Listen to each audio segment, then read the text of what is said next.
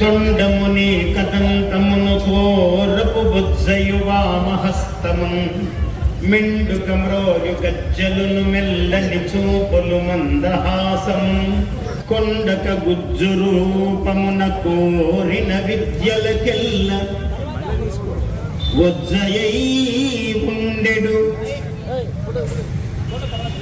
పార్వతీ తనయవోయి గణాధిపని కుమక్యదన్ అంబనవాంబుజోజ్వల కరాంబుజ శారద చంద్ర చంద్రికాడంబర చారుమూర్తి ప్రకట స్ఫుట భూషణ రత్నదీపికా చుంబిత దిగ్విభాగ శృతి సూక్తి వివిక్త నిజ ప్రభావ భావాంబర వీధి విశ్రుత విహారిణి నన్కృపచూడు భారతీ. ఇవాళ ఈ పద్మానగర్ కుత్బుల్లాపూర్ పద్మానగర్ ప్రాంతంలో ఈ కూడలిలో 4 రహదారుల కూడలిలో అమ్మవారిని చాలా విశేషంగా పెట్టుకున్నారు. మీరందరూ కూడా చాలా ప్రశస్తముగా అమ్మవారు చాలా గొప్పగా ఉంది. చాలా విశేషముగా అమ్మవారి దర్శనం ఉన్నది. అమ్మవారు అనేక రూపములతో ఉన్నది. ఈ శరణ్ నవరాత్రములు శారద శరత్ నవరాత్రములు. శరత్ అంటే ఋతువు. ఆశ్వయుజ కార్తీక మాసములు 2 శరత్ ఋతువు. ఈ శరత్ ఋతువులో వచ్చేటువంటి నవరాత్రములు కాబట్టి శరత్ నవరాత్రములు అన్నారు. శారదాదేవి అంటే మహాకాళి, మహాలక్ష్మి, మహాసరస్వతీ దేవి 3 రూపములతో ఉన్న అమ్మవారు 9 రూపములతో, వందల కొలది రూపములతో అమ్మవారు అనుగ్రహిస్తూ ఉన్నది. ఈ రోజులలో ప్రత్యేకించి మామూలుగా అమ్మవారు ప్రతి అణువునందు ఉన్నది, ప్రతి కాలమునందు ఉన్నది. ఈ రోజు ఉంటుంది, ఈ క్షణం ఉంటుంది అని లేదు. ప్రతి క్షణములోనూ ఉన్నది, ప్రతి కణములోనూ ఉన్నది అమ్మవారు. అయితే ఈ సమయము చాలా విశేషమైనది. అమ్మవారి శక్తికి, ఆమె యొక్క దీప్తికి, ఔజ్వల్యానికి మూలమైన కారణము ఈ శరన్నవరాత్రములు. అందువల్ల ఎవరైతే ఈ 9 రాత్రులు అమ్మవారి యొక్క పూజ చేస్తారో, నామ జపము చేస్తారో, ఆమె ధ్యానం చేస్తారో, కుంకుమార్చనలు చేస్తారో, ఆమెకు చీరసారెలు పెట్టి ఆమెను పూజిస్తారో, సర్వ మాంగళ్య వస్తువులు అంటే పసుపు, కుంకుమ, గాజులు, చెవ్వాకు ఇటువంటి మంగళ ద్రవ్యములన్నీ అమ్మవారికి ముత్తైదువులకు ఎలా పెడతారో అలా తాంబూలములు, నైవేద్యములు సమర్పించి ఎవరెవరైతే విశేషముగా పూజ చేస్తారో ఆమె విశేషమైన అనుగ్రహానికి పాత్రలవుతాం. మనము ఎంత ఆమెకు ఇస్తే దానికి 1,000,000 రెట్లు మనకు అమ్మవారు తిరిగి ప్రసాదిస్తుంది. మనము ఇవ్వకుంటే ప్రసాదించదా? ఇవ్వకున్నా ఇస్తుంది. కానీ ఇచ్చి మన వ్యక్తిత్వము, మన పుణ్యము సంపాదించుకునే బాధ్యత మనదే. ఇదంతా మనము సంపాదించినది అని మనం భ్రమపడతాం. మనమెవరము సంపాదించడానికి? ఆమె అనుగ్రహిస్తేనే. నువ్వు చెయ్యి ఇలా ఎత్తాలంటే అమ్మవారు శక్తి ఉండాలి. ఇక్కడ నువ్వు మాట్లాడాలి అంటే అమ్మవారు సరస్వతీదేవి ఉండాలి. ఇక్కడ పార్వతీదేవి. నువ్వు చేయి కదిలించాలంటే, నువ్వు నడవాలి అంటే, నువ్వు మాట్లాడాలంటే సరస్వతీదేవి. నీవు ఏదైనా ఒక వస్తువును ముట్టుకోవాలి అంటే లక్ష్మీదేవి. ఇలా 3 రూపాల అమ్మవారు ఈ సమస్త ప్రపంచమంతా వ్యాపించి ఉన్నది.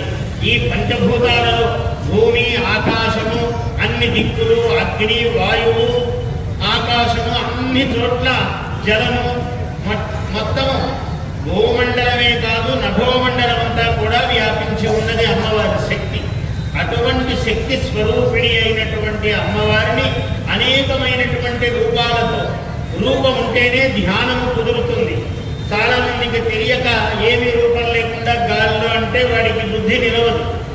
అంత ప్రగల్భాలు పలకవచ్చు కానీ నిలవదు. ఏదో ఒక ఆధారం ఉండాలి. ఆధారము ఉంటేనే నీకు దృష్టి ఏకాగ్రత కలుగుతుంది. ఈ ఏకాగ్రత కలిగాక రూపం అక్కరలేదు. అన్ని రూపములు ఆమె, కానీ కలిగేదాకా నీకు అవసరం. కలిగిన తర్వాత కూడా అవసరమే. మహామహాత్ములందరూ, పెద్ద పెద్ద పీఠాధిపతులు, జగద్గురువులు అందరూ కూడా వాళ్ళకి ఏ రూపం అక్కడలేదు.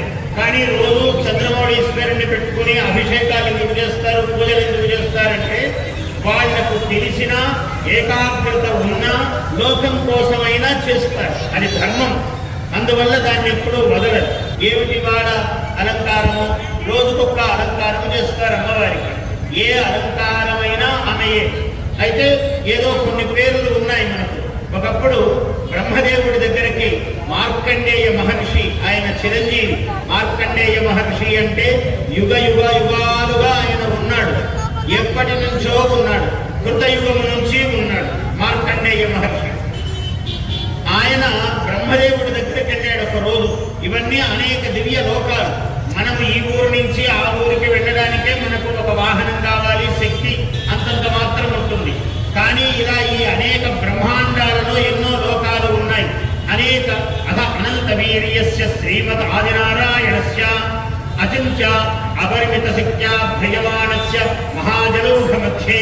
ఈ మహాజలము మనకు మొత్తము ప్రపంచంలో 3 వంతులు జలమే ఉన్నది. అందులో ఒక గోళము భూమి. ఇందులో తేలుతూ ఉన్నది భూమి, తిరుగుతూ ఉన్నది భూమి. ఇందులో మనం ఉన్నాం. మనకు భూమే మొత్తం తెలియదు. అటువంటి భూమిలో ఒక భాగంలో ఉన్నాం. ఇలాంటి అనేక సూర్యేందుకోటి బ్రహ్మాండాం ఏకతమే వ్యక్త వ్యక్త మహదహంకార పృథివ్యాపస్తేజో వాయురాకాశాది ఆవరణై ఆవృతే అన్నాడు. ఈ మన కనపడే సూర్యుడు, చంద్రుడు ఇలాంటి గోళాలు కోటి ఉన్నాయి. అనేక కోట్ల గోళములు. ఈ అన్ని గోళములలో మధ్యలో ఉన్నటువంటి ఒక భూగోళములో మేము ఉన్నామయ్యా అని చెప్తూ ఉన్నాడు. మన ప్రాచీన ఋషులు చాలా జ్ఞాన విజ్ఞాన సంపూర్ణులు. వాడు ఎన్నో విశేషాలు చెప్పారు. అటువంటిది మనం ఒక భూమండలంలో ఒక మూలకెక్కడో ఒక చోట ఉన్నాం. దీనికే మనం చాలా ధనవంతులమని, మనం పెద్ద జ్ఞానం గలవాళ్ళమని, మనం పిలిస్తే 1000 మంది పలుకుతారని, నాకు ఒక 20,000 మంది ఓట్లు వేస్తారని అనేక విధాల అహంకారాలు ఉంటాయి మనకు. కానీ అమ్మవారి యొక్క శక్తి ముందు మనం ఒక పరమాణువు కూడా కాదు. ఆ తత్వము తెలుసుకోవడానికే మనము అటువంటి బ్రహ్మ జ్ఞానము అంటారు దీన్ని. బ్రహ్మ అంటే వేదము, బ్రహ్మ అంటే భగవంతుడు. ఈ బ్రహ్మ జ్ఞానము మనకు రావాలి అంటే ఎవరి పరిధిలో వాళ్ళు పూజ, పురస్కారము, తపస్సు, యజ్ఞము, జ్ఞానము, దానము, ధర్మము ఇవన్నీ మనల్ని ఉద్ధరిస్తాయి. ఇది మన దేశంలో అనూచానంగా వస్తున్నటువంటి విధానం. ఎవరికో తెలియకపోవచ్చు ప్రపంచంలో, కానీ వాళ్ళు కూడా తెలుసుకుంటున్నారు. ఇవాళ భారతీయుల యొక్క జీవన విధానం ఎంత గొప్పది, భారతీయులు ఎంత గొప్పవాళ్ళు, భారతీయ ఋషులు ఎంత గొప్పవాళ్ళు, భారతీయ సంప్రదాయములు ఎంత గొప్పవి. ఇంటికి కలాపు చల్లుతారు. ఏ పండుగ వచ్చినా మంగళ తోరణం, మామిడాకులు పెడతారు. ఏ పండుగ వచ్చినా అమ్మగారందరూ కూడా ఆ ఆవు పేడతో ఇల్లు అలికి ఇంటి ముందంతా ఆవు పేడతో కలాపు చల్లి ముగ్గులు వేసి పెడతారు. బియ్యపు పిండితో ముగ్గులు. అన్నీ మారిపోతున్నాయి సమాజంలో. ఇప్పుడు ముగ్గు పిండితో వేస్తాం. అందరూ కలాపు చల్లడము తగ్గిపోయింది. కానీ ఈ సంప్రదాయాలు పోగొట్టుకోరాదు. కారణమేమి? ప్రపంచమంతా వీటిని గమనిస్తోంది. ఇప్పుడు అమెరికా, జర్మనీ లాంటి దేశాల్లో మన సంప్రదాయాలన్నీ పాటిస్తున్నారు. ఇలా భారతీయుల్లాగా ఇలా చీర కట్టుకుంటే బాగుంటుంది, ఇలా బొట్టు పెట్టుకుంటే బాగుంటుంది, ఇలా తలకు నూనె పోసుకుని జడలు వేసుకుంటే బాగుంటుంది అని, ఇలా గాజులు వేసుకోవాలి అని మన సంప్రదాయమును పాటిస్తున్నారు ప్రపంచమంతా. ఇవి ఎంతో గొప్పవి అని వాళ్ళు తెలుసుకుంటూ ఉన్నారు. ఎందుకు? లక్ష్మీ కళ. ఆవు పేడలో మహాలక్ష్మీదేవి ఉన్నది, అందులో బంగారం ఉన్నది అని సైన్స్ చెప్తోంది. బంగారం ఉన్నదని మన వాళ్ళకు తెలియదా? ఋషులు, జ్ఞానులు అన్నింటికీ ఆవు పేడ ప్రశస్తమని ఆయన అని చెప్పారు. ఈ పూజలు మొదలు పెట్టేటప్పుడు పంచగవ్యము అంటారు. అంటే ఆవుకు సంబంధించిన 5 వస్తువులు. ఏమిటి? పాలు, పెరుగు, నెయ్యి, ఆవు పేడ, గోపంచితం. ఈ 5ంటిని కలిపి తీర్థముగా తీసుకుంటారు. సకల రోగహరము. శరీరంలో ఎటువంటి రోగాలు, రుగ్మతలు ఉండవు. ఇది మహాప్రసాదం. అలా తీసుకుంటారు. ఇది ప్రారంభం చేసే రోజే. ఇట్లా ఏదో ఒక రోజు తీసుకోవచ్చు. ఎందుకంత గొప్పది అంటే అంత ప్రభావశాలిని. నువ్వు చీటికి మాటికి మందులు వాడక్కరలేదు. అయిన దానికి కాని దానికి నువ్వు మాత్రలు వేసుకునే అవసరం లేదు. ఇలాంటి ఒక ఆ వజ్రకాయము, వజ్రము వంటి దేహమును, ఆరోగ్యమును ప్రసాదిస్తుంది. ఇది అమ్మవారి శక్తి. అందువల్ల ఈ రోజు ప్రపంచమంతా కూడా భారతీయ సంప్రదాయాల వైపు చూస్తూ ఉన్నది. ఒక్కనాడు ఆ మార్కండేయ మహర్షి బ్రహ్మదేవుడి దగ్గరికి వెళ్ళాడు. అయ్యా, లోకంలో మహాత్మా, ప్రపంచంలో మానవులందరూ ఏవో పాపాలు చేస్తున్నారు, కష్టపడుతున్నారు, మళ్ళీ తేరుకుంటున్నారు, మళ్ళీ పుణ్యకర్మలు అంటున్నారు, ఎన్నో యాతనలు బాధలు పడుతూ ఉన్నారు కదా, వీళ్లకు ఏమైనా ఒక ఉపాయం ఏదైనా ఉంటే చెప్పు స్వామి అని బ్రహ్మదేవుణ్ణి అడిగాడు. ఎన్నకస్యతి దాక్షాతం తన్మే బ్రూహి పితామహ. ఈ మాటలు వింటే కూడా నీకు పుణ్యం, అందుకనే ఆ శబ్దాలు చెబుతున్నా. కస్యతి దాక్షాతం, ఇంతకుముందు ఎవరికి ఎప్పుడూ చెప్పని రహస్యము ఏదైనా ఉంటే తన్మే బ్రూహి పితామహ, అటువంటిది నాకు చెప్పు స్వామి, నేను లోకానికి అందజేస్తాను అన్నాడు మార్కండేయ మహర్షి. అప్పుడు బ్రహ్మదేవుడు అన్నాడు, అస్తి కశ్చిత్, ఒక విశేషమైన తత్వము ఉన్నది ఓ బ్రాహ్మణోత్తమ, నేను చెప్తాను విను. పరదేవత అమ్మవారి యొక్క ఒక 9 రూపాలు ఉన్నాయి, 9 పేర్లు ఉన్నాయి. ఇవి ఈ శరత్కాలములో నవరాత్రములు అని వచ్చేటప్పుడు ఈ 9 రూపాలను పూజించి అలా చేసినట్లయితే వాళ్ళ జన్మలో తరిస్తారు, సర్వ పాపములు తొలగిపోతాయి, వాళ్లకు అష్టైశ్వర్యాలు కురుస్తాయి అని బ్రహ్మదేవుడు చెప్పాడు. ఏమిటి చెప్పాడు? ప్రథమం శైలపుత్రీతి, ద్వితీయం బ్రహ్మచారిణి, తృతీయం చంద్రఘంటేతి, కూష్మాండేతి చతుర్థకం, పంచమం స్కందమాతేతి, షష్ఠం కాత్యాయనీతి చ, సప్తమం కాళరాత్రీతి, మహాగౌరీతి చాష్టమం, నవమం సిద్ధిదా ప్రోక్త, నవదుర్గా ప్రకీర్తితాః. 9 మంది దుర్గా నామధేయములున్నాయి నాయన, ఈ రూపములను అర్చించమని నీవు లోకానికి చెప్పు అన్నాడు. ఇది దుర్గా సప్తశతి అంటారు, చండీ సప్తశతి అంటారు. ఈ మంత్రము, ఈ పారాయణము, ఈ మంత్రము చేసి బ్రాహ్మణోత్తములు ఈ హవనము, చండీ హోమము చేసి మీకు తీర్థాలు ప్రసాదాలు ఇస్తూ ఉంటారు. ఇటువంటిది ఈ రోజులలో ఉన్న మహాత్మ్యం. ఈ 9 పేర్లు ఇవే కాదు, వాటికి ఎన్నో ఉపనామములు ఉన్నాయి. అలాగ మొదటి రోజు బాలా త్రిపుర సుందరి, రెండవ రోజు గాయత్రి, ఇవాళ అన్నపూర్ణాదేవి, ఇలా అవతారాలన్నీ పెట్టుకుంటూ ఉన్నారు. ఈ అన్నపూర్ణాదేవి ఎంత గొప్పదండి! అన్నపూర్ణాదేవి ఎంత గొప్పది అంటే ఇంత అని చెప్పలేము. ఏ రూపమును వర్ణించడానికి ఎంత పండితుడైనా, ఎంత తపస్సు చేసినా, ఎంత చదువుకున్నా మన శక్తి చాలా తక్కువే ఉంటుంది. అమ్మవారిని గురించి వర్ణించాలంటే శంకరాచార్యుల వారు చెప్పారు. ఏం చెప్పారు అమ్మవారి గురించి? నిత్యానందకరీ వరాభజకరీ సౌందర్య రత్నాకరీ నిర్ధూతాఖిల లోకపాపనికరీ ప్రత్యక్ష మాహేశ్వరీ ప్రాళేయాచలవంశ పావనకరీ కాశీపురాధీశ్వరీ భిక్షాం దేహి కృపావలంబనకరీ మాతా అన్నపూర్ణేశ్వరీ. ఆమె కాశీపురాధీశ్వరి, కాశీపురములో కూర్చుంది అన్నపూర్ణాదేవి. ఏమిటి అంటే ఆమె బంగారు గరిటతో వడ్డిస్తూ ఉన్నది. బంగారు గరిట, ఆ బంగారు గరిటతో వడ్డిస్తూ ఉన్నది తల్లి. ఎలాంటిది? నిత్య ఆనందకరి, నిత్యము సంతోషము. ఎందుకు నిత్య సంతోషము? మనము సామాన్యమైన భాషలో చెప్పుకుందాం, వేదాంతార్థాలు చాలా ఉన్నాయి. నిత్యము అంటే అనేక కాలములు, యుగములు, ఎప్పుడు అమ్మవారు, ఆమెకు పుట్టుక లేదు, ఆమె లేని సమయము లేదు, ఎప్పుడూ ఉంటుంది. నవశివాభ్యాం నవయౌవనాభ్యాం పరస్పరాశ్లిష్టవబుద్ధరాభ్యాం. అందరికన్నా వృద్ధులు దంపతులు ఎవరయ్యా అంటే పార్వతీ పరమేశ్వరుడు అన్నారు. అందరికన్నా నవయౌవనులు ఎవరు అంటే పార్వతీ పరమేశ్వరుడు అన్నారు. అటువంటి పార్వతీదేవి గురించి మనం ఈ 9 రోజులు చేస్తున్నాం. నిత్య ఆనందకరి అన్నారు. నిత్యము ఆనందమును ప్రసాదించే తల్లి. ఎలా?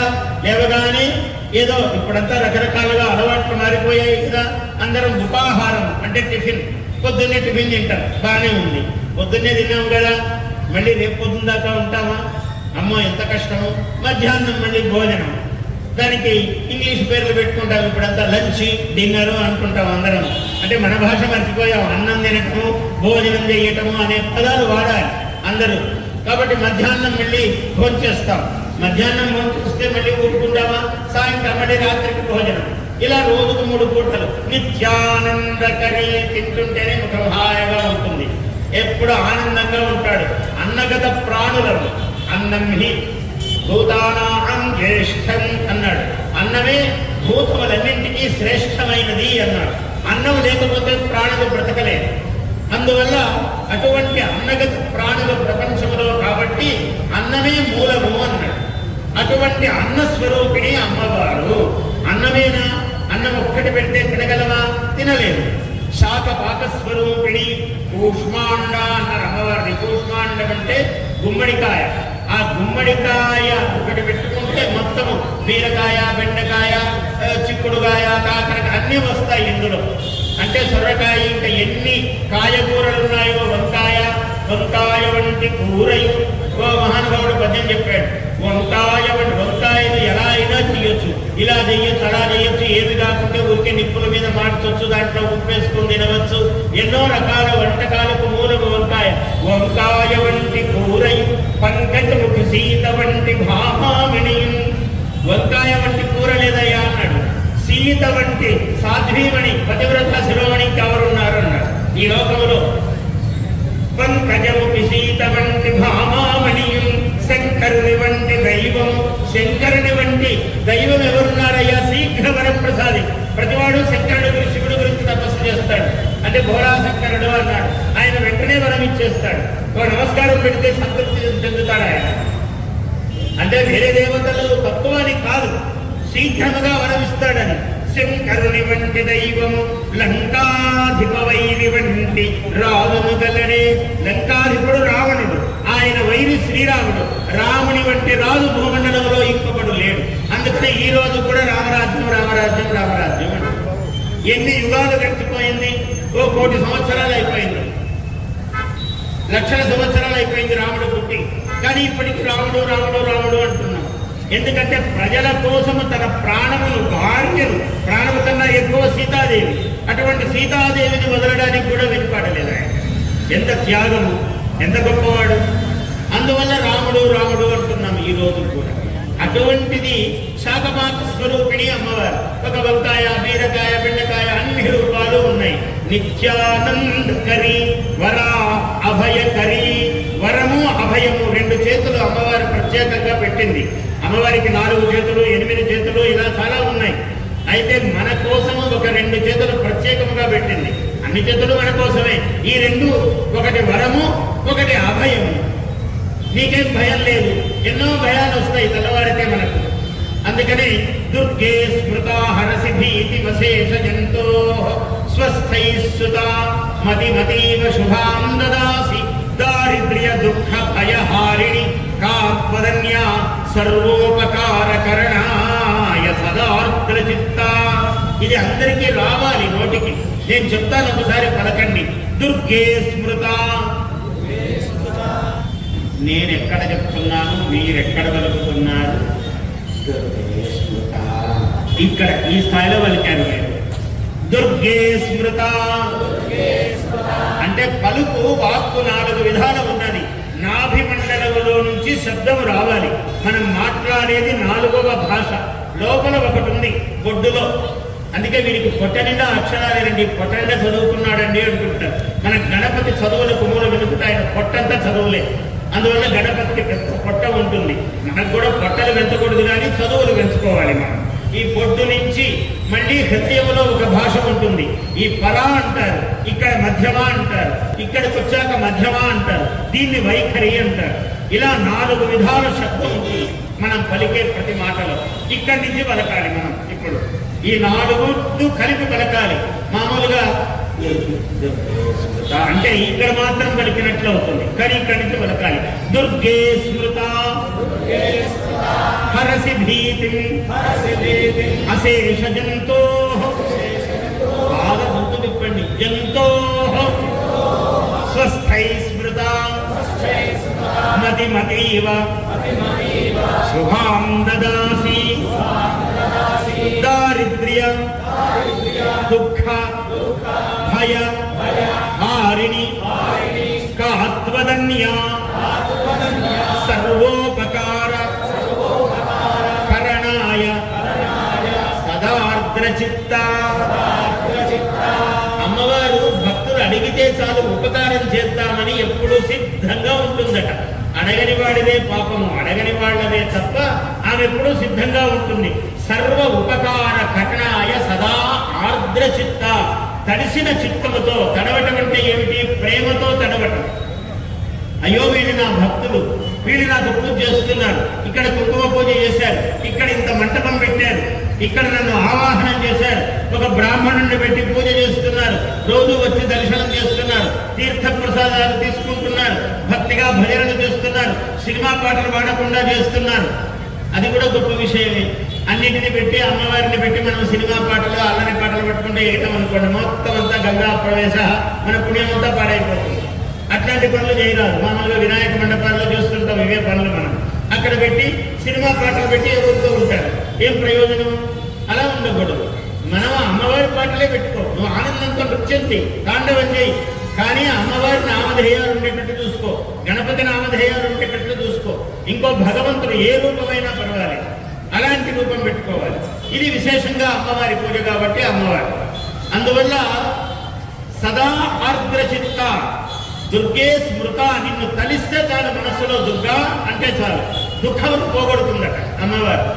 హరసి భీతిని అశేష జంతోహ. మానవుడి అందరికీ భయాలు ఉన్నాయి. తెల్లవారి లేస్తే భయం, పడుకుంటే భయం, మళ్ళీ ఎక్కడికన్నా పోతే భయం, ఇది ఏమవుతుందో అనే భయం. ఎందుకు భయాలు ఉన్నాయి? దారిద్ర్యము అంటే లేమి, ఏదో కావాలి, దానికి తగిన డబ్బు మనకు కావాలి. దారిద్ర్యం. దుఃఖం అంటే ఏదో ఒకటి దుఃఖం, అక్కడ అట్లయింది, ఇక్కడ ఇట్లయింది, మనకు దుఃఖం. భయం. ఈ మూడు ఉన్నాయి. ఈ మూడింటిని పోగొట్టడానికి నీకన్నా ఎవరున్నారు తల్లి? నిన్ను అడిగితే చాలు, మనస్సులో కలిస్తే చాలు, నాకు ఈ మూడు లేవండి, నేను హాయిగా ఉన్నాను అన్నాడు అనుకోండి. ఉండొచ్చు మానవులు. అని నీవు బాగున్నావు, అప్పుడు నువ్వు కొలిస్తే ఏమిటి అన్నాడు. అరే నీకు ఇంకా గొప్ప యోగ్యతనిస్తుందట అమ్మవారు. నాకు ఇవేం కాగలేవండి, నేను చాలా అమ్మవారిని రోజు పూజిస్తాను, నాకు ఏ భయం లేదు, ఏ బాధ లేదు, ఉన్నదాంట్లో తృప్తి ఉంది, అందువల్ల దారిద్ర్యం లేదు, హాయిగా ఉన్నాను అంటే నీకు అంతకంత ఇంకా హాయిగా ఉండే స్థితిని ఇస్తుందట అమ్మవారు. స్వస్థై స్మృత. బాగా స్వస్థతతో ఉన్నవాళ్ళు కనుక తలచినట్లయితే మతిని అతీవ శుభాంతరాసి, ఇంకా గొప్ప బుద్ధిని నీకు ప్రసాదిస్తుంది. ఆ బుద్ధితో నీకు ఇంకా ధనం సంపాదిస్తావు, ఇంకా నీకు చుట్టూ కీర్తి పెరుగుతుంది, ఐశ్వర్యం పెరుగుతుంది. అట్లా అమ్మవారు అన్ని విధాలా ఏది ఎవరికి ఎప్పుడు ఎలా కావాలో వారికి అప్పుడు అలా అమ్మవారు అందజేస్తుంది. దానికోసం ఎప్పుడూ సిద్ధంగా ఉన్నది అన్నాడు. అందుకని నిత్యానందకరి వరా అభయకరి సౌందర్య రత్నాకరి. సౌందర్యం అనే సముద్రం అట అమ్మవారు. ఎందుకంటే లక్ష్మీదేవి పాల సముద్రంలో కదా పుట్టింది. ఇంకా అంతకన్నా అందం ఎవరున్నారు ప్రపంచంలో? సౌందర్యం అంటే ఆమె సౌందర్య సముద్రం, సౌందర్య పాల సముద్రం అమ్మవారు. అంతకన్నా సౌందర్యం భూమండలంలో కాదు, ఏ మండలంలోనూ లేదు. అందువల్ల సౌందర్య రత్నాకరి అన్నాడు. నిర్ధూత అఖిల లోక పావన పాప నికరి అన్నాడు. లోకములో మనం ఎన్నెన్ని పాపాలు చేస్తామో ఆ పాపాలను పోగొడుతుంది అమ్మవారు. అంటే ఈ నవరాత్రుల్లో అమ్మవారు అన్ని పాపాలు పోగొట్టింది కాబట్టి మళ్ళీ దశమి తర్వాత కొత్త పాపాలు మొదలు పెడదాం అనుకోకండి. అలా కాదు. అంటే పాపములు మనకు తెలిసి తెలియక ఎన్నో చేస్తూ ఉంటాం. ఆ పాపము మనకు శుభానికి అడ్డం పడుతుంది. పాపం ఉంటే ఏమవుతుందయ్యా? ఉంటే ఉండని. ఒకవైపు ఏమవుతుంది అంటే పాపం ఉంటే నీకు ఎలా నష్టం కలుగుతుందంటే, ఏదైనా ఒక పని తలుచుకున్నావు, ఒక పని కావాలి, చాలా ధర్మమైనదే, నీకు ఇంట్లో కావాలి, నీకు ఈ పని తప్పకుండా పిల్లవాడు బాగా చదవాలి, ఉత్తీర్ణుడు కావాలి, బాగా చదువు రావటం అంటే విఘ్నం ఏర్పడుతూ ఉంది, నీకేదో పాపము ఉంది అని అర్థం. అందుకనే ఎవరినైనా పెద్దవాళ్ళని అడిగితే ఏం చెప్తారంటే, అయ్యా ఇదిగో ఈ పూజ చేయండి, ఇదిగో ఇది తీయండి. ఇప్పుడు మా పీఠంలో 28, 29 ఈ 2 రోజులు విశేషంగా సరస్వతి పూజ సప్తమి, అలాగే 29 మూలా నక్షత్రం. ఈ 2 రోజులు అందరికీ నేను అక్షరాభ్యాసాలు, బీజాక్షర లేఖనము రాసుకుంటా. నేను నాకేదో అమ్మవారు ఎప్పుడో ఆదేశం ఇచ్చింది, ఒరే నీకు విద్య ప్రసాదించాను, నువ్వు లోకంలో వీలైన ఎవరికి విశ్వాసం ఉందో, ఎవరికి కావాలో వాళ్ళకు నువ్వు బీజాక్షరాలు రాయి. ఏదో మంత్రము నా మనస్సులో ఆ బీజాక్షరాలు రాస్తాను నేను నాలుకల మీద. ఆ 2 రోజులు 8:30 నుంచి 12:30 వరకు సమయాలు బీజాక్షరాలకు అక్షరాభ్యాసాలకు ఉపయోగిస్తారు. మీరందరూ కూడా తప్పక ఈ సన్నివేశాన్ని ఉపయోగించుకోండి. ఎవరికి చదువు సరిగ్గా రాదు, మాటలు సరిగ్గా రావు, పరీక్షల్లో ఉత్తీర్ణులు కారు, ఎవరికి జ్ఞాన సంపద కావాలో, ఎవరు పూజ చేస్తే నాకు మనస్సు నిలవదు అంటారు పెద్దవాళ్ళు, ఎవరికి నేను జపమాల పట్టుకోగానే ప్రపంచం అంతా కనపడుతుంది కానీ అనుకున్న దేవుడు మాత్రమే కనపడడు అని ఉంటుందో, ఇది జ్ఞానం, ఏకాగ్రత కావాలి. నిర్ధూతాఖిల ఘోర పాపనికరి, పాపము పోతే మనకు పుణ్యఫలం వస్తుంది. ఇటువంటి విశేషమైన పూజలు ఎందుకు చేయాలండి? అమ్మవారికి చీర ఎందుకు పెట్టారండి? నేను 1000 రూపాయలు పెట్టి 2000 పెట్టి మంచి చీర కొనుక్కున్నానండి. షాపుల్లో పెట్టుబడులు అని ఉంటుంది ఒక పేరు ప్రత్యేకంగా, అంటే ఒకరికి పెట్టేది నాసిరకం, వాళ్ళు కూడా అట్లా తయారయ్యారు. మనల్ని బట్టే పెట్టుబడి అనేటప్పటికీ తగ్గిపోతుంది. ఇది 90 రూపాయలే నా చీర కానీ 900 కనపడుతుంది అని ఇస్తారు. అమ్మగారు వాళ్ళు కట్టుకోవడానికి లేదు, అమ్మవారికి కూడా బట్టే పెట్టుబడులు తగ్గిపోతుంది, దబానికి కింద పడిపోతుంది. అమ్మవారు మీకు ఇచ్చేటప్పుడు కూడా అలాగిస్తే ఎంత ప్రమాదం. అందువల్ల ఆలోచించండి, పెట్టేది ఒకరికి ఇచ్చేది సర్వోత్తమం ఉండాలి. అమ్మవారికి ఒక ఆలయంలో ఆభరణం చేశారు, చాలా గొప్ప విషయం. అంటే పాప భీతి అనేది మానవుడికి ఉండాలి. అంటే నువ్వు అన్ని పాపాలు చేసి ఒక ఆభరణం ఇస్తే, కిరీటం ఇస్తే పోతుందా అయ్యా పాపము అంటే పోతుంది, ఎంతో కొంత నశిస్తుంది. అంటే ఎక్కడో భయం ఉంటే కదా ఒక మంచి పని చేస్తాడు, 10 మందికి అన్నదానం చేస్తాడు, అమ్మవారికి ఒక మంగళసూత్రం ఇస్తాడు, అమ్మవారికి ఒక కవచం, స్వర్ణ కవచం చేయిస్తాడు, అమ్మవారికి ఒక బంగారు హస్తం చేయిస్తాడు, అమ్మవారికి బంగారు గాజులు చేయిస్తాడు. ఇదంతా పుణ్య కార్యక్రమాలే, పుణ్యమును పెంచేవే. పాపము ఉంటుంది ఒకవైపు, కానీ ఈ పుణ్యం ఎక్కువ పెరిగేటప్పటికీ పాపము యొక్క శక్తి తరుగుతుంది. దానికోసమే ఇటువంటి మనము అనుష్ఠానాలు, పూజలు, వ్రతాలు, కుంకుమార్చనలు, యాగాలు, యజ్ఞాలు మనమే చేయకపోవచ్చు, చేసే వాళ్లకు సహకారం చేస్తే కూడా ఇదంతా లాభమే మనకు. అందువల్ల నిర్ధూత అఖిల భూత పాపనికరి ప్రత్యక్ష మాహేశ్వరి, మాహేశ్వరీ దేవి అన్నాడు. ఈ శబ్దము చాలా ప్రత్యేకమైనది. మాహేశ్వరి అంటే వృషభ, మాహేశ్వరి వృషారూఢ అని చెప్తాడు సప్తశతిలో. మాహేశ్వరీ దేవి ఎలా ఉంటుంది? ఎద్దులు ఎక్కి వస్తుంది అమ్మవారు. అమ్మవారు శివస్వరూపిణి, శివుడు కదా ఎద్దులు ఎక్కి వస్తాడు. మాహేశ్వరీ దేవి, మహేశ్వరుడు ఎలా ఎద్దు మీద కూర్చుంటాడో ఆయన యొక్క శక్తి మాహేశ్వరి, ఆమె ఎద్దు మీద కూర్చొని వస్తుంది. వృషభము దేనికి సంకేతము? మన కష్టానికి, శ్రమకు, చెమటకు సంకేతము. భూమిని దున్నుతుంది, రైతుకు స్నేహంగా నిలబడుతుంది, రైతుకు బలంగా నిలబడుతుంది. రైతు పక్కన ఆ రయిదహ, రయి అంటే అన్నం సంస్కృతంలో, రయిదా అంటే అన్నం ఇచ్చేవాడు ఈ ప్రపంచానికి. ఇప్పుడు ఎవరు గ్రామాల్లో లేరు, అందరూ వదిలేసి అందరూ హైదరాబాద్ చేరుకోవాలి. అందరూ వ్యాపారాలు, అందరూ వ్యవహారాలు, అందరూ ఉద్యోగాలు. ఏం ఉద్యోగాలు ఉన్నాయి చేయడానికి? మనం చేయవలసిన పని గ్రామములు, మన భారతదేశం యొక్క సంపద గ్రామాలు. ఆ గ్రామాలలో పొలాలలో పండిస్తేనే అందరూ అన్నం తినాలి. లేకపోతే ఎలా? అన్నస్వరూపిణి, అన్నదేవత, అన్నపూర్ణాదేవి గురించి కాబట్టి ఇవన్నీ మాట్లాడుకోవాలి మనం. ఆ రైతు ఎంత ముఖ్యం చూడండి. రైదా అన్నారు, అన్నం ఇచ్చేవాడు, అతనే రైతు అంటున్నాం తెలుగులో మనం.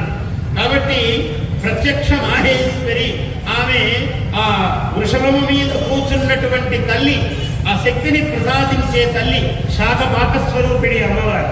మనం చేసే వంటలు, మీరందరూ అన్నపూర్ణలే తల్లులు, రోజు వంట చేస్తారు ఇంట్లో. ఇప్పుడు అంత వంటలు చేయటం లేదనుకుంటారు, అప్పుడప్పుడు ఆదివారాలు వస్తే మానేస్తుంటారు. తల్లి అవునా? ఊరికే మిమ్మల్ని గురించి కాదు, వేరేవాడు, ఈ మండపంలో ఉన్నవాడు అట్లాంటి వాడు. అందుకని ఇప్పుడు అన్నాలు చేయడం మానేస్తున్నాం.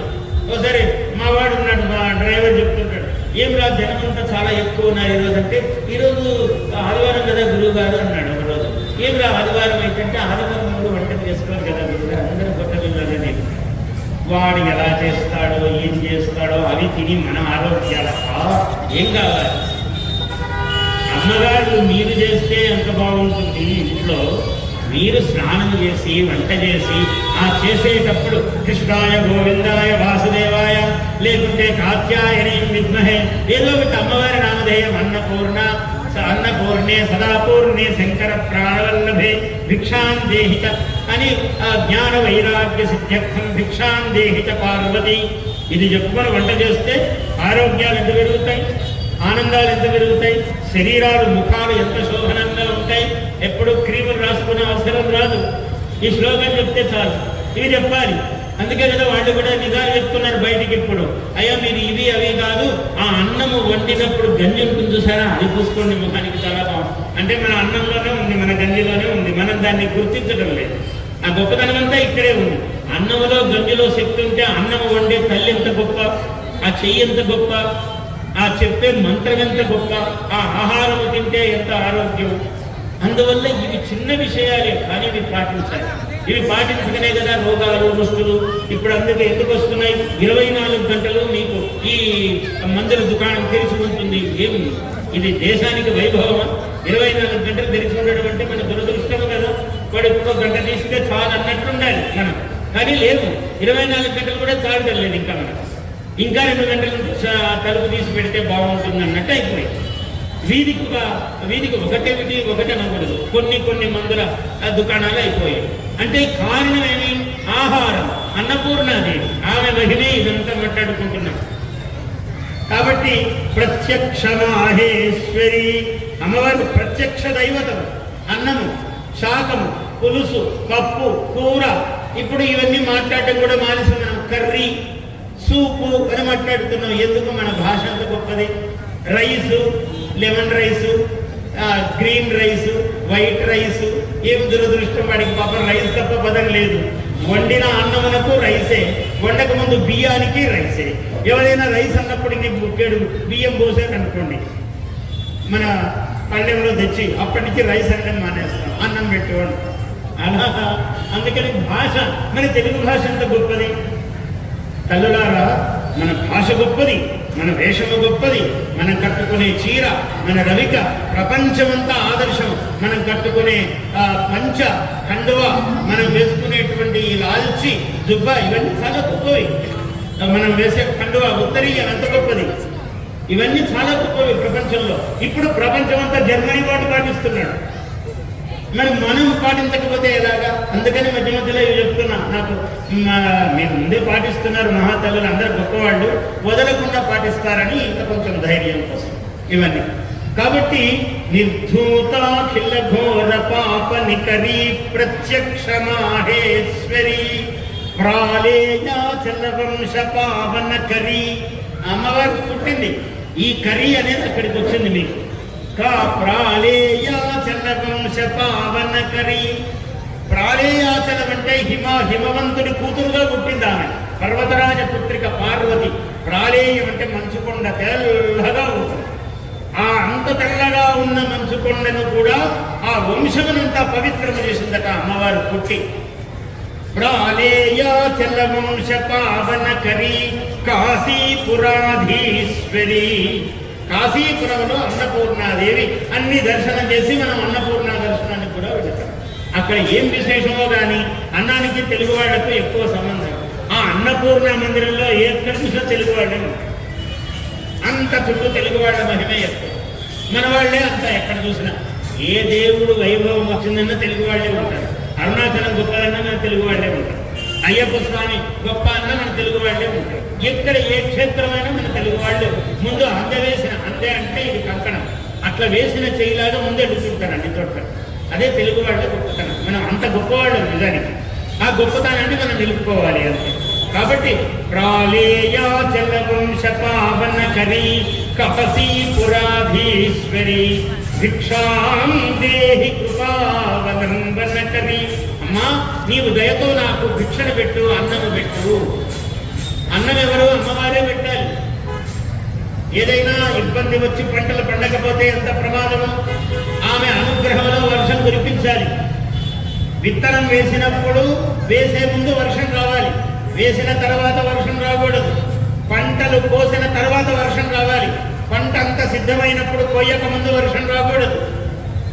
అంటే ప్రపంచము ప్రకృతి స్వరూపిణి. ప్రకృత్యై నమః, వికృత్యై నమః. లక్ష్మీదేవి నామాలు చెప్పేటప్పుడు చాలా మందికి అమ్మవారి నోటికి వస్తాయి, కావాలి ఇవన్నీ. ప్రకృత్యై నమః, వికృత్యై నమః అని మొదలు పెడతారు మహాలక్ష్మి అష్టోత్తర శతం. అంటే మొట్టమొదటి ప్రకృతి. ఏదైనా ప్రకృతిలో తేడా వస్తే వికృతి కూడా ఆమె. తల్లి అలా రావద్దు, ఇలా రా అని అందుకని కాశీపురాధీశ్వరి భిక్షాం దేహి కృపావలంబన కరి మాతా అన్నపూర్ణేశ్వరి. అన్నపూర్ణేశ్వరి కృప ఎంత గొప్పది అంటే ప్రతి ప్రాణి ప్రాణముతో నిలవాలి అంటే అన్నము ముఖ్యం. అన్నము అంటే బియ్యముతో చేసే అన్నమే అన్నము కాదు. ఏది తిన్నా తినే పదార్థములన్నీ కూడా అన్నములే. ఈ ప్రపంచమంతా అన్నమయమే, జగత్తంతా కూడా. ఈ ప్రపంచంలో ప్రతిదీ అన్నస్వరూపమే. ఒకదాని చేత ఒకటి తినబడుతూ ఉన్నది, ఒకదానికి ఒకటి ఆహారం అవుతూ ఉన్నది. ఈ ప్రపంచమంతా మొత్తము భూమండలమంతా అన్నమే ఉన్నది. అటువంటి అన్నమే బ్రహ్మ అన్నాడు. అన్నం బ్రహ్మేతి వియజానాత్ అన్నారు ఉపనిషత్తులు. కాబట్టి అన్నము అంటే బ్రహ్మ సాక్షాత్తు. అందుకే కదా అన్నం పరబ్రహ్మ స్వరూపం అంటుంటాం. అన్నాన్ని పారేయకూడదు, వృధా చేయకూడదు. మనం ఇంత తిని అంత తింటే అలవాట్లు ఎట్లా అయిపోయాయంటే పూర్ణముగా భోజనం లేదు. పెద్ద ఆకు వేసుకుని ఏమింత బండ పెట్టుకుంటే అంత తింటామాలే అని అంటాం మనమే. అంటే తిండి తగ్గిపోయింది. రాను రాను రాను రాను ఇంతే తినడం. దాన్ని ఇట్లని దీన్ని ఇట్లని కోడి గెదిరినట్టుగా అంతా ఇట్లా చేసి ఎట్లా చేసి ఇంతే తిని దాని అంత పారేసే పదార్థం ఉంటే పల్లెల్లో ఎందుకు పెట్టుకున్నావురా? అంత దాన్ని ఎందుకు తీసేయాలి? మొత్తం తినడానికే కదా పెట్టుకున్నావు.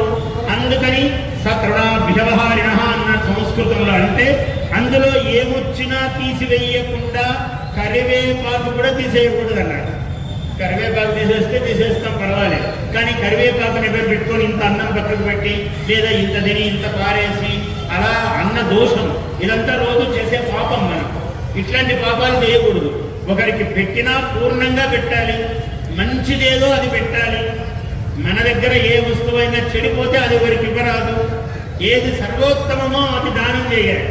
కాబట్టి బ్రాహ్మడికి ఏదో ఇష్టం లేని ఇవ్వరాదు. బ్రాహ్మడే కాదు, ఎవరికైనా కాదు. ఎవరికైనా ఉత్తమమైన పదార్థం ఇవ్వాలి. ఉత్తమమైనది నీవు కూడా స్వీకరించాలి. అధమమైనది ఏది ముట్టుకోరాదు. అంటే అన్న స్వరూపం అమ్మవారికి ఉందట. అందువల్ల ఆ అమ్మవారి స్వరూపాన్ని సేవ చేయటమే ఇదంతా. అంటే మనము వంట చేయడము, వడ్డించటము, మనము తినటము, ఇదంతా అమ్మవారి యొక్క సేవే. అన్నపూర్ణాదేవి యొక్క సేవ చేస్తున్నామని అనుకోవాలి. భర్తలు కానీ భార్యలు ఎవరికైనా, ఇంట్లో స్త్రీ పురుషులు ఎవరైనా కూడా ఇదంతా అమ్మవారి యొక్క సేవనమే. చదివేటప్పుడు సరస్వతి, ఆమెయే వంటింట్లో అన్నపూర్ణాదేవి. మనకు ఏదైనా మంచి శక్తిని బలాన్ని ప్రసాదించేటప్పుడు ఆమె కాత్యాయని దేవి, ఆమె శక్తి వేరు. ఇంట్లో ఒక వివాహం కావాలి, ఒకటి బాగా చదవాలి, మంచి ఉత్తీర్ణత రావాలి, ఇలా ఒక్కొక్క దానికి ఒక్కొక్క రూపం ఉంటుంది అమ్మవారు. అంతే కదా. అమ్మగారు ఇంట్లో ఉన్నప్పుడు వంటింట్లో ఒక విధంగా ఉంటారు, వడ్డించేటప్పుడు ఒక విధంగా ఉంటారు, పూజ చేసేటప్పుడు అమ్మవారు ఇంకో విధంగా ఉంటారు. ఇంట్లో అమ్మగారులందరూ ఈ అన్ని యొక్క రూపాలే అమ్మవారి యొక్క అవతారాలు. అదే రూపాలే మనం అమ్మవారిని పూజిస్తున్నాం. అమ్మవార్లకు ప్రతీకలే శ్రీమూర్తులందరూ కూడా. అందరూ మగవాళ్ళందరూ కూడా ఆడవాళ్లకు పూజ చేయవలసిందే. కుమారి పూజ అన్నారు. చిన్న పిల్లలకు కాబట్టి పూజ చేస్తారు. మామూలుగా అమ్మగారులు అందరూ పూజ చేయవలసిందే. ఎందుకంటే ఎప్పుడూ బంగారు ఆభరణాలతో వెలుగుతూ ఉండాలి అమ్మవారిలో అన్నారు. చాలా మంచి మాట, మీ అందరికీ ఇష్టమైన. చూసారా, ఎప్పుడు బంగారు ఆభరణం లేకుండా స్త్రీ ఎప్పుడు ఉండకూడదు అన్నారు. మగవాడు కూడా ఉండకూడదు అన్నారు. కానీ వాడికి ఏదో చిన్నది ఉంటే చాలు. పెద్ద అంతకన్నా ఇప్పుడు ఇక్కడి నుంచి ఇక్కడికి ఒకటి, ఇక్కడికి ఒక హారము, మళ్ళీ ఇక్కడికి నెక్లెస్ అన్నారు, మళ్ళీ దానికి కిందికి ఒకటి, మళ్ళీ ఇక్కడికి ఒకటి, ఇట్లా 7 వారాల నగలు చెప్పారు. ఎంత గొప్ప విషయం అండి. మగవాళ్ళకి అన్ని పనులు దీనివల్లనే. కాబట్టి అన్ని పగలు రాత్రి శ్రమపడి 7 వారాల నగలు తెచ్చి పెట్టాలి. పెడితే అమ్మవారు సంతోషిస్తుంది. ఈ అమ్మవారైనా ఒకటే. ఇంట్లో అమ్మవారులందరూ ఆనందిస్తేనే మీకు యోగము, భోగము, యోగ్యత అన్నీ కూడా ఇహము, పరము, మోక్షము. అందువల్ల మంచి చీరలు, మంచి వస్త్రాలు ఎంత గొప్పదైనా ధరించిన వస్తువుకు మళ్ళీ ధరించరాదు. పట్టు చీరే కానీ అసలు ఇది ఎంత మంచి మాట, అన్నిటికన్నా గొప్ప మాట. అసలు అంటే నాకు తెలియకుండా అమ్మగారు ఇక్కడ కూర్చునేటప్పుడు అలా వస్తుంది. అమ్మవారు అట్లా ఇస్తాం. చూసారా, పూటకు కొత్తది ఉండాలి. అంటే వీళ్ళకి పాపం ఇబ్బంది, సమస్యలన్నీ ఇక్కడ, మీకేమో ఆనందం అంతా. చూసారా, అట్లా చెప్పారు. ధర్మశాస్త్రంలో కూడా చెప్పారు. అంటే ఎప్పటికప్పుడు ధవళ వస్త్రం అంటే ఉతికింది కట్టుకోవాలి, స్వచ్ఛమైన వస్త్రమే కట్టుకోవాలి. ఎప్పుడు కూడా ఎప్పుడు ఆభరణాలు ఉండాలి. నిరాభరణముగా కమ్మలు తీసేసి ఉండరాదు. ముక్కు పుడక లేకుండా ఉండరు. అది శ్వాసను నియమిస్తుంది. ముక్కు పుడక అనేది చాలా గొప్ప ఆభరణం. ఇప్పుడు మనకు బాసర సరస్వతికి, విజయవాడ దుర్గాదేవికి గొప్ప ఆభరణం ఏది? కిరీటము కాదు, ముక్కు పుడక. మెడలో హారాలు కాదు, ముక్కు పుడకే గొప్పది. ఈ ముక్కు పుడక ఏం చేస్తుందంటే శ్వాసక్రియను నియమం చేస్తుంది. మనం రోజుకు ఎన్ని శ్వాసలు తీస్తాము దీన్ని బట్టి మన ఆయుర్దాయం ఉంటుంది. ఈ సుషుమ్నా నాడి అంటారు, వెనక ఉన్నటువంటి వెన్నుపాము మనం తెలుగులో. దీన్ని ఈ 3 నాడులు ఉంటాయి. ఈ 3 నాడుల్లో ఒకటి ఇడ, పింగళ, సుషుమ్న అంటారు మధ్యలో. ఈ నాడీ మండలమే 72,000 నాడులు మన శరీరంలో నడుపుతాయి, ఈ 3 కలిపి. వీటినే సంగీతంలో 72,000 మేళకర్తలు అన్నారు. 72 మేళకర్త రాగాలు అన్నారు. రాగం ఎక్కడి నుంచి ఇక్కడికి పలకాలి. శబ్దం కూడా అంతే, మాట్లాడుతుంటే ఇక్కడి నుంచి పలుకుతున్నది అమ్మవారిని. కాబట్టి కుండలిని శక్తి, కుండలిని మేలుకుంటే బ్రహ్మజ్ఞానం అన్నారు. ఆ బ్రహ్మజ్ఞానం రావడానికే మానవ జన్మ. 84 లక్షల జీవరాశులు దాటొచ్చాం ఈ జన్మ ఎత్తడానికి. 84 లక్షలు. మన వాళ్ళు ఎంత కరెక్ట్గా లెక్క వేశారు చూడండి, సరిగ్గా 84 లక్షలు. అంటే అందులో పిల్లి, బల్లి, నల్లి, ఇంకా చెప్పలేని పేర్లు, చాలా జుగుప్సాకరమైన జన్మలన్నీ ఎత్తాం. పుట్టడం పోవటం ఇలా 84 లక్షలు అయిపోయాక గోజన్మ ఎత్తి తర్వాత మానవ జన్మ ఎత్తి. ఈ మానవ జన్మలో కోటాను ఇన్ని లక్షల జన్మలు దాటుకొని వచ్చిన మానవ జన్మ మళ్ళీ వెనుకపోతే 84 లక్షల్లో ఎక్కడ పడతామో. అందువల్ల పడకుండా ఉండేదానికి మనం అమ్మవారిని పెట్టుకుంటున్నాం, పూజలు చేస్తున్నాం, పురస్కారాలు అన్ని అందిస్తున్నాం, కుంకుమార్చనలు చేస్తున్నాం. ఇవన్నీ ఎందుకు? తరించడం కోసం. వీటి వల్లనే తరిస్తాం మనం. వీటి వల్లనే నువ్వు ఒక నామం కలుపు, ఒక అష్టోత్తరమ పూజలో కూర్చోండి, బ్రాహ్మణుడు చేయిస్తాడు. 108 నామాలు చెప్పి అమ్మవారికి మనం రోజు ఎంతో సమయం వృధా చేస్తాం. కాలస్వరూపిణి అమ్మవారు. కాళీ అన్నారు. కాళీ అంటే కాలం, కాలం యొక్క స్వరూపం అమ్మవారు. ఆమె సేవే మహాకాళికాము అన్నారు. ఆమెకు 10 పాదాలు 10 ముఖాలు ఉన్నాయన్నారు. అటువంటి అమ్మవారు మహాకాళీదేవి అన్నారు. కాళీదేవి స్వరూపాన్ని అట్లా చెప్పాడు. అటువంటి కాళీదేవిని మనం పూజిస్తున్నాం ఈ 9 రోజుల్లో. ఇవాళ అన్నపూర్ణగా ప్రసన్నమైన స్వరూపాన్ని మనం పూజిస్తూ ఉన్నాం. అటువంటి కాళీదేవి, మహాలక్ష్మీదేవి, మహాసరస్వతీదేవి, ఈ ముగ్గురు యొక్క స్వరూపాలే ఇవన్నీ కూడా. అటువంటి అమ్మవారిని పూజించేటప్పుడు 1 గంట కూర్చోండి, 2 గంటలు ఏముంది, ఎంతో సమయం వృధా చేస్తాం. ఎంతో సమయం వృధా చేసేటప్పుడు ఈ 2 గంటలు, ఈ కాలము గొప్పది, ఈ సమయము గొప్పది. కాబట్టి 9 రోజులు సాయంకాలం కూర్చోండి, అష్టోత్తర శతనామం పూజ చేసుకోండి అమ్మవారి సన్నిధిలో. జన్మ ధరిస్తుంది. 84 లక్షల జీవరాశులు దాటి మానవులం అయ్యాము. దీన్ని రోజు గుర్తు చేసుకోలేము మనం.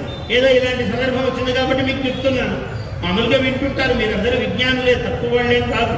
కాకుంటే ఒక ప్రత్యేక సందర్భంలో చెప్తూ ఉన్నాను. మళ్ళీ తెలిసిందే ఇంకోసారి తెలుస్తుంది, ఓసారి గుర్తించము, తెలిసినా పట్టించుకోము, మళ్ళీ చెప్తే ఇది కొత్తగా వింటాము. అలా మనము అమ్మవారిని సేవించవలసినటువంటి సన్నివేశము ఈ రోజులలో అనేక విధములైనటువంటి నైవేద్యాలు. పాయసాన్న ప్రియ అన్నాడు. పాయసాన్నము అమ్మవారికి చాలా ఇష్టము అన్నాడు. పాయసాన్నం ఒకటేనా? చిత్రాన్న రసప్రియ అన్నారు. చిత్రాన్నము అమ్మవారికి చాలా ఇష్టం. అందువల్ల చిత్రాన్నములు చెయ్యాలి, పాయసాన్నములు చెయ్యాలి. అదే దధ్యోదన ప్రియ అన్నారు. దద్దోజనం అంటుంటారు. దధి ఓదనము పెరుగన్నం. కాబట్టి దధ్యోదన ప్రియ అన్నారు. అన్నపూర్ణాదేవి తెల్లగా ఆమె యొక్క స్వరూపం అన్నము కాబట్టి అన్నపూర్ణాదేవికి పెరుగన్నము కూడా చాలా ఇష్టము. పాయసాన్నం ఎలాగో పెరుగన్నము కూడా చాలా ఇష్టం. పెరుగన్నం ఏమిటి? చలువ చేస్తుంది. మామూలుగా పొడి బియ్యాలు ఇవి పెడతారు కదా ఇంట్లో. ఆడపిల్ల ఇంటికి వచ్చినప్పుడు కడుపు చల్ల చేయాలి అంటారు. ఆ రోజు ఏమిటి? అమ్మాయికి ముందు పెరుగన్నము, అన్ని తీపి పదార్థాలు, పెరుగన్నము అన్ని తిన్నాక పొడి బియ్యం పెడతారు. అంటే అమ్మాయితో పాటు అల్లుడిని కూడా కూర్చోబెట్టి గౌరవించి ఆయనకు అన్ని మంచి వస్త్రాలు అవి ఇచ్చి, వస్త్రం ఎందుకు ఇస్తారంటే మనస్సు సంతోషిస్తుంది అని. వస్త్రము చంద్రుడి యొక్క లక్షణం. చంద్రుడు ఓషధులకు అధిపతి. ఓషధులు అంటే పత్తి నుంచే కదా వస్త్రాలు వస్తాయి. అందువల్ల ఓషధీశుడు చంద్రుడు మనస్సుకు సంబంధించిన వాడు. వస్త్రము కప్పితే మనస్సుకు సంతోషం. శాలు ఎందుకు కప్పాలి?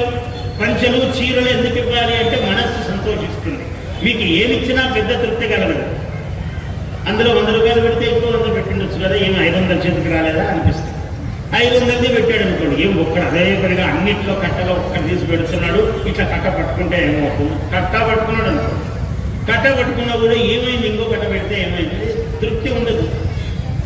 మనకు కూడా ఇచ్చేటప్పుడు అనిపిస్తూ ఉంటుంది. అట్లా వస్త్రం అనుకోండి, తప్పగానే మొహంలా అయిపోతుంది.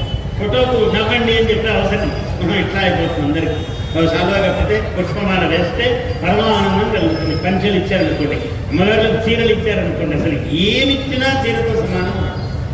ఆ చీర అనేది అంత వైభవం, వస్త్రంలో గొప్పతనం. అంటే మనఃకారకుడైన చంద్రుడు ఎప్పుడైతే ఆనందిస్తాడో మనకు ఆనందం కలుగుతుంది. చంద్రుడు ఎక్కడున్నాడు? బుద్ధి స్వరూపుడు, మనకు మనస్సు స్వరూపం చంద్రుడు. మన మనస్సు చంద్రుడి యొక్క స్వరూపం. అందుకని వెన్నెల కనపడితే, చంద్రుడు కనపడితే మనకు తెలియకుండానే ఆనందం, మా మనసంతా ఇట్లా అయిపోతుంది వెన్నెల కనపడితే. అదే అమావాస్య కనపడితే మొహం ముడుచుకుపోతుంది మీకు తెలియకుండానే.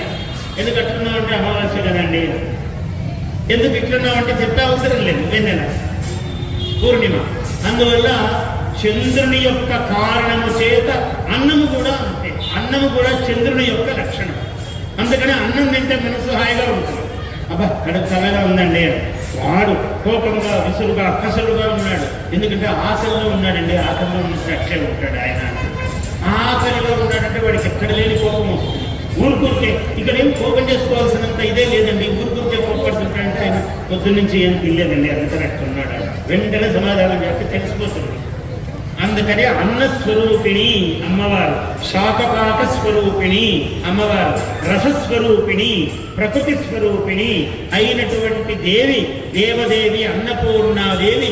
అటువంటి అన్నపూర్ణాదేవి కాస్త అన్నము వల్లనే ఇంకేమొస్తుందయ్యా, నీకు ఆయుస్సు పెరుగుతుంది, శరీరము పెరుగుతుంది, ఆనందం కలుగుతుంది. ఇంతేనా? కాదు. అన్నపూర్ణే సదాపూర్ణే శంకర ప్రాణవల్లభే. శంకరుని ప్రాణాలు కూడా రక్షించేది ఈమెనట. వల్లభ అంటే దానికి అధికారిణి అమ్మవారు. శంకర ప్రాణవల్లభే జ్ఞాన వైరాగ్య సిద్ధ్యర్థం. ఎప్పుడైతే అన్నము తింటామో దానివల్ల జ్ఞానము వైరాగ్యము అంటే అన్ని వస్తువుల మీద ఎంతో తృప్తి ఏర్పడుతుంది. నీకేది ఇచ్చినా చాలే ఇంకా నాకు అనేది రావాలి మనిషికి. తృప్తించందని మనుజుడు సప్తద్వీపములనైన చక్కన్బడునే అన్నాడు. మనిషికి తృప్తి లేకపోతే వాడికి ఇంకా ఏమిచ్చినా వాడికి తృప్తి కాదు. వాడు ఇంకెప్పుడు శాంతంగా ఉండలేడు, ఆనందంగా ఉండలేడు. ఎవడికి తృప్తి ఉందో, నాకు చాలండి, హాయిగా ఉన్నానండి నేను అని ఎవడనుకుంటాడో అదే ఐశ్వర్యం, అదే అమ్మవారు, అదే అన్నపూర్ణది. అన్నపూర్ణ అన్నాడు. పూర్ణం, వాడు పూర్ణమైన. ఓం పూర్ణమద పూర్ణమిదం పూర్ణాత్ పూర్ణముదచ్యతే పూర్ణస్య పూర్ణమాదాయ. పూర్ణములో పూర్ణం కొంచెం తీస్తే పూర్ణమేవ అవశిష్యతే. మళ్ళీ పూర్ణమే ఉంది, అక్కడ ఏం తగ్గలేదు. సముద్రంలో ఇంత జలం తీశారనుకోండి, ఒక వేగం తీశారనుకోండి, ఎన్ని తీసినా ఏమైనా తగ్గుతుందా? ఏమి లేదు, మళ్ళీ సముద్రం అట్లనే ఉంది. అట్లా మానవుని మనస్సు కూడా అట్లా నిత్యపూర్ణంగా ఉంటుంది. అన్నపూర్ణాదేవి కృప అంత గొప్పది. ఇవాళ అన్నపూర్ణాదేవిని మీరందరూ సేవిస్తున్నారు. ఆ జ్ఞాన వైరాగ్యములు కూడా అన్నపూర్ణాదేవి అనుగ్రహంతోనే కలగాలి. శరీరానికి రసము తడి ఉంటేనే శరీరము నిగనిగా మెరుస్తుంది. అందుకని అందంగా ఉండాలంటే నీళ్ళు ఎక్కువ తాగండి అని చెప్తారు. అంటే జలస్వరూపిణి అమ్మవారు, శాకపాక స్వరూపిణి, కూరగాయలు ఎక్కువ తినండి అని చెప్తారు. అంటే అంత అమ్మవారి యొక్క మహిమే మన శరీరంలో. ఈ ప్రకృతి అంతా నిబిడీకృతమై ఉన్నది అమ్మవారి యొక్క శక్తి. అదే విధముగా ఆ అమ్మవారి జ్ఞానమును వైరాగ్యమును కూడా ప్రసాదించగల తల్లి. అటువంటి అన్నపూర్ణాదేవికి నమస్కారము చెబుతూ మనమందరము కూడా అన్నపూర్ణాదేవతకు నమస్కారము చెబుతూ ఒక్కసారి ఈ మంత్రం కూడా పలకండి అందరూ కూడా.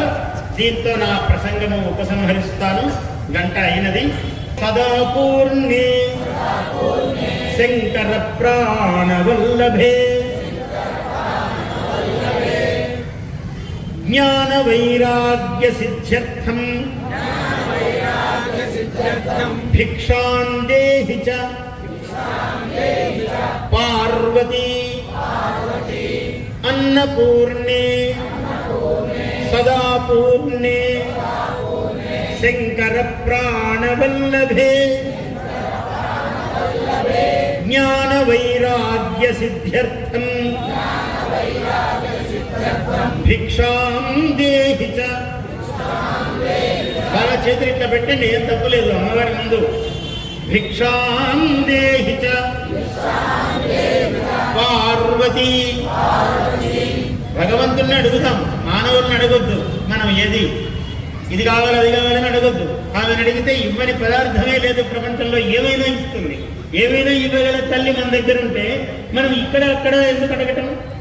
కాబట్టి ఆమెను అడగాలి. అడిగితే ఒక భిక్షుకుడు వచ్చాడట. ఒక పెద్ద ధనవంతుడు, పెద్ద పట్టుపరపుల మీద ఇట్లా కాళ్ళు అంటే కాళ్ళు మడగవు, పొట్ట ఇలా పెరిగినప్పుడు కాళ్ళు ఇలా దూరంగా అయిపోతాయి. అట్లా కూర్చున్నాడు ఆయన.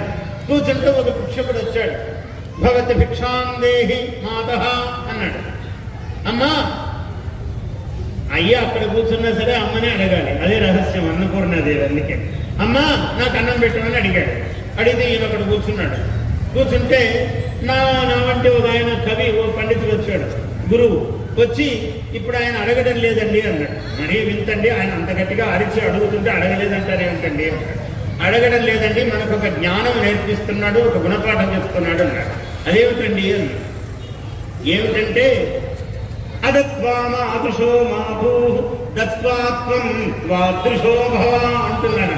వచ్చిన బిచ్చగాడు, అయ్యా నేను పూర్వజన్మలో నీలాగే ఇలా పట్టుపట్టు మీద కూర్చున్నాను, ఇప్పుడు నేను వచ్చినట్టుగా ముందు జన్మలో ఒకడు బిచ్చగాడు వచ్చాడు, వస్తే వాడిని అంత పట్టించుకోలేదు. నేను పట్టించుకోకుండా నేను అట్లా నీలా ఉన్న నేనైపోయాను. మళ్ళీ నువ్వు కూడా ఇవ్వకుండా నువ్వు నేనైపోవద్దు, ఇచ్చి నువ్వుగా పుట్టువు అని చెప్తున్నాడు. రహస్యం చూసారా? కాబట్టి నువ్వు అక్కడ ఉన్నావని మురిసిపోవద్దు. నేను కూడా గత జన్మలో అట్లాగే ఉన్నా, నీకన్నా ఇంకా పెద్దగా ఉన్నా. కానీ ఇట్లా వచ్చినప్పుడు నాకంత ఏమన్నావు సరిగ్గా వినపడదు. వాడికి ఏంటంటే చెవులు వినపడవు, కళ్ళు కనపడవు, బుద్ధి పనిచేయదు, కాళ్ళు కదలవు, అలా ఉంటాడు. ఈ దుర్లక్షణాలన్నీ డబ్బుతో వస్తాయన్నమాట. డబ్బుతో వచ్చే జబ్బు ఏమిటంటే అసలు ఊరికే ఇట్లా అయిపోతాడు. వీడికి 4 భుజాలుంటే విష్ణుమూర్తి ఇలా నడిస్తే గొప్ప విషయం. కానీ డబ్బున్న వాడు ఎందుకు నడుస్తాడంటే వాడికి డబ్బు వల్ల అట్లా నడుస్తాడు. మామూలుగా చేతులు ఇట్లుండవు. వాడు ఊరికనే ఇట్లా విసురుకుంటూ అందరికీ తగులుతుంటాడు. ఇంకా వీడు ప్రతివాడు కోపంగా చూస్తాడు. అంటే కొన్నాళ్ళకి అయిపోతుందని అర్థం. ఎవడన్నా కోపంగా చూశాడంటే మన ఎడ అయిపోతుందని అర్థం. అందుకని జాగ్రత్తగా ఉండాలి. మనకు డబ్బు ఉంది కదా అని ఇట్లా నడవరాదు. అందరికీ తగిలేటట్టు, అందరికీ ఇబ్బంది కలిగేటట్టు చేయరాదు. మన ఐశ్వర్యము ఏమండి, స్వాతంత్ర్యము, వాక్ స్వాతంత్ర్యం ఉందని ఒకడు నోటుకొచ్చినట్టు మాట్లాడుతూ ఉంటాడు. ఎవరిని పడితే వాడిని ఏ మాట పడితే ఆ మాట అంటుంటాడు. ఊరికే కూర్చొని రచ్చబండ మీద పెద్ద చర్చలు చేస్తుంటాడు. ఆయన అట్లా కాదండి, ఈయన ఇట్లాంటి వాడు కాబట్టి అండి, ఇతడు ఇదే కనుక నేను అక్కడ కూర్చొని నేనే కనుక ముఖ్యమంత్రిని అయితే ఈ దేశానికంటే నువ్వు ఏమీ చేయలేవు. నువ్వు ముఖ్యమంత్రి అయితే కదా ఏమన్నా చేయడానికి. అందువల్ల కూర్చున్నవాడిని నిందిస్తూ ఉంటాడు ఇక్కడ కూర్చొని. ఏమిటంటే పొద్దున్నే మళ్ళీ భార్య మీద కోప్పడతాడు. నువ్వు సమయానికి కాఫీ ఇవ్వవు, అవతల పనులు లేవా నాకు అంటే ఏం పని ఏంటి అంటే రచ్చబండ దగ్గర కూర్చొని చర్చలు చేయాలని అని మీకు తెలుసు అనమాట. అందుకని అమ్మ సమయానికి కాఫీ ఇవ్వదు, ఆలస్యం చేస్తుంది, ఇంట్లో 9 చేస్తుంది, 10 చేస్తుంది. ఎందుకంటే ఆ పని చేసే కనకర్యం ఉంది ఇదే కదా అని. అందువల్ల ఇలా చేస్తుంటారంటే అది కూడా గొప్ప విషయమే. సమయానికి మనకు ఇచ్చి అన్ని చేశారనుకోండి, ఏదైనా ఇట్లాంటి పనులు చేస్తారని వాళ్ళు ఒక మామూలుగా ఒక దీన్ని ఏమంటారంటే అవరోధము అంటారు తెలుగులో. ఇంగ్లీష్ అయితే స్పీడ్ బ్రేకర్ అంటారు. వేగానికి ఒక బ్రేక్ వేస్తుంటారు. సమయానికి పెట్టరు, ఆలస్యం చేస్తుంటారు. దీనివల్ల వాడు అక్కడెక్కడే తట్టాడుతూ ఉంటాడు. తింటే కానీ బయటకు పోవడం. అందువల్ల కొన్ని గంట ఆలస్యం చేస్తే ఇక్కడే ఉంటాడు. లేకుంటే పోయి ఊళ్ళో పెత్తనాలన్నీ చేయడానికి ఎందుకండి అంటే ఇవన్నీ మీరందరూ అంటారని కాదు, మామూలుగా గృహాల్లో జరిగే సంగతులు అలా ఉంటాయి. అంటే ఇదంతా అమ్మవారి యొక్క స్వరూపమే. కాబట్టి శంకర ప్రాణవల్లభే, శంకరుని యొక్క ప్రాణములకు ఆమె అధికారిని అమ్మవారు. కాబట్టి భర్తల ప్రాణములన్నీ భార్య చేతిలోనే ఉన్నాయి. అమ్మవారి మహిమ అటువంటిది. అటువంటి అమ్మవారిని ఇవాళ మనం సేవించాము. అటువంటి అన్నపూర్ణాదేవి మీ గృహముల యందు, మీ సంతానముల యందు, మీ బంధుకోటి యందు, మీ పరివారముల యందు అమ్మవారు అన్నపూర్ణాదేవి సంపూర్ణముగా ఆయురారోగ్య ఐశ్వర్య పూర్ణవతిగా అన్నపూర్ణాదేవి కాశీపురాధీశ్వరి అయినటువంటి తల్లి. ఇక్కడ మీరు ఇన్ని రూపాలతో అమ్మవారు చాలా జగన్మోహనంగా బహుళ సుందరముగా ఉన్నది. అమ్మవారి రూపం చాలా బాగుంది. నేను భాస్కర్ గౌడ్ గారిని మీ ఇక్కడ ఉన్నటువంటి మీరందరూ సహచరులు, ఊరికే ఒక పేరు చెప్తున్నాను భాస్కర్లు అని చెప్తే భాస్కర్లు ఇంకొక ఆయన అందరి పేర్లు వస్తాయని ఆయన పేరు చెప్పాను. మీరందరూ కూడా కారణమే. ఇటువంటి దివ్య సుందరమైనటువంటి అమ్మవారిని పెట్టుకుని మీరందరూ కూడా తరిస్తున్నందుకు మీకు పూర్ణ ఆశీర్వచనం చేస్తూ స్వస్తి ప్రజాభ్య పరిపాలయంతాం న్యాయేన మార్గేణ మహీషాః గోబ్రాహ్మణేభ్యః శుభమస్తు నిత్యం లోకాః సమస్తాః సుఖినో భవంతు. Please subscribe to our YouTube channel. Like and share this video.